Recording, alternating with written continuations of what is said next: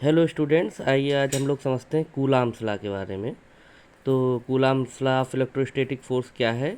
The force of attraction और repulsion between two charges is directly proportional to product of magnitude of charges and inversely proportional to the square of distance between them.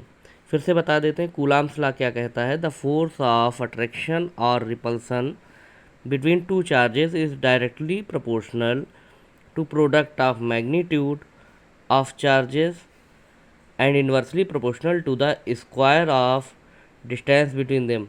मतलब क्या हुआ कि दो charges हैं अगर Q1 और Q2 और उनके बीच डिस्टेंस है अगर R, तो देखिए चार्जेस सेम भी हो सकते हैं और अनलाइक भी हो सकते हैं, लाइक भी हो सकते हैं, अनलाइक भी हो सकते हैं। तो अगर अनलाइक होंगे तो अट्रैक्ट करेंगे, इसलिए फोर्स ऑफ अट्रैक्शन है, या अगर सेम होंगे तो फिर रिपल करेंगे, रिपल्सन है। तो क्या बताया गया कूलाम्स लॉ में कि दो जो फोर्स उनके बीच लगेगा, चाहे वो अट्रैक्शन का हो या रिपल्सन का हो, तो वो फोर्स क्या होगा? Directly proportional to product of magnitude of charges and inversely proportional to the square of distance between them. तो F directly proportional to Q1 Q2 और F inversely proportional to R square.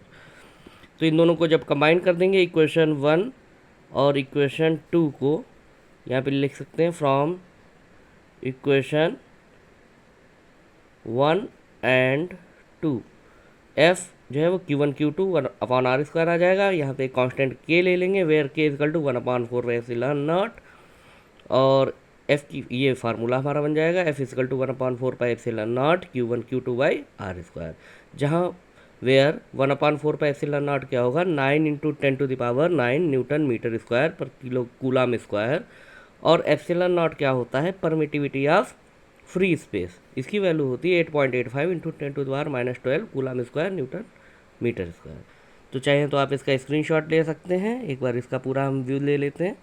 तो उम्मीद है बच्चों एक छोटा सा वीडियो था, शायद आपको समझ भी आया होगा। थैंक यू बच्चों।